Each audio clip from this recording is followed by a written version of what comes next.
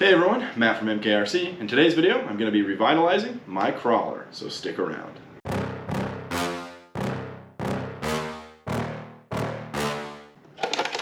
This is my Axial SCX-10-2. It was originally a Jeep XJ, and now it's about as far from stock as possible. On the bottom, we've got a G-Speed chassis with hardcore RC links. Up top, I've got an NSD RC servo, a Benedict Harry transmission with a Furatech motor paired with a Castle ESC. I've got a G-Speed bed and Desert Lizard shocks. For the wheels, I'm using Proline Trencher tires with Injora 2.2-inch beadlocks. The first thing I'm going to be replacing is this Castle Creations Copperhead 10 Crawler ESC. Castle makes excellent products, but I'm just looking for a little bit more simplicity. Step one of simplifying my crawler here is going to be a new motor and ESC. Right here I have a Hobbywing Quicrun Fusion Pro. This is a 2-in-1 electronic speed controller and motor combo, and I'm really excited to get this thing in here. I tend to choose Hobbywing because they have a great customer service, they're easy to program, and they're very cost effective. This was marked down from $250 to $150, which means that the new Hobbywing 2-in-1 ESC is probably about to come out. But this will work great for my needs. Let's get it unboxed and take a closer look. There's the motor. This thing is metal cased. It's an in-runner instead of an outrunner motor, so this shaft spins instead of the whole outside of the motor spinning. It comes with an XT60 connector, which is great. That's what I run on my crawlers.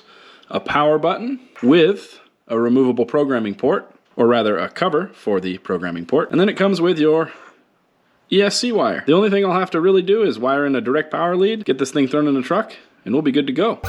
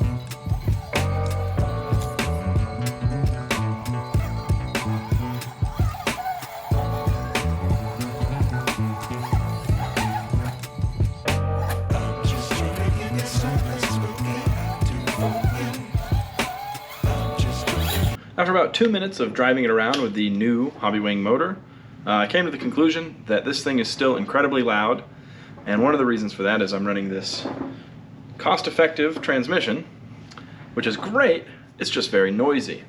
And so, what I've decided to do is I'm going to go ahead and install this Team Garage Hack 2-point low transmission.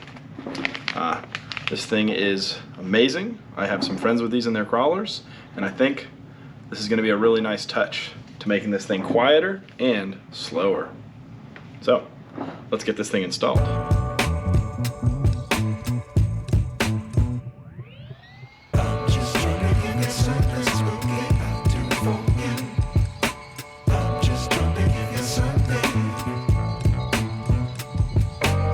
I've got the motor and transmission mounted in a temporary way. I'm using some Velcro to space this out, probably about 6 millimeters. My plan is to order the spacers that they already sell on G-Speed's website to increase the height of this transmission so that the motor clears the frame rails. Now that I have the battery tray remounted, you can see my clearance issue. Right in this area, it's just a little bit too close to the motor for my comfort, and I think that I could gain this extra space in this area, a little bit larger than the Sharpie, and slide this whole mount up. So I'm going to mark it just a wee bit right there, and we'll start slow, take a little bit of material off as I go, fit it, see how it looks, and Just keep taking material off until it fits.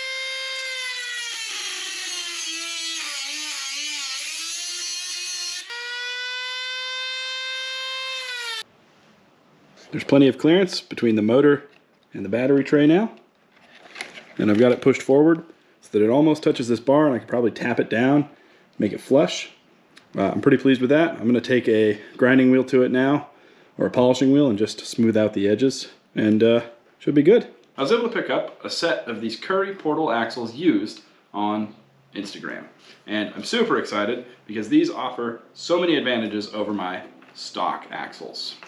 First one being more ground clearance. When you have these set down on a flat surface, you'll notice that there's a gap that my finger can fit through here. And that's because the total height of the differential has been lifted up, and therefore increasing the center of gravity, but also increasing ground clearance. When compared to the stock axles that I have here, these are just a metal housing stock SCX-10-2 axle. They do not have that significant clearance. These also offer built-in overdrive and underdrive, depending on gearing. And they're all around just really cool looking, and I can't wait to get them thrown onto my truck. I've already started test fitting the front and getting it all dialed in, and now it's time to throw the rear end, get some wheels on it, and take it out for some crawling. So as you can see here, my crawler is complete for now. A true project is never actually finished. Right here, I've got the Team Garage Hack 2-point low transmission paired with the Hobbywing Fusion Pro all-in-one ESC and motor combo. Also notice that I wrapped the servo wires in this mesh loom to protect it as it runs along the frame. Back to the servo.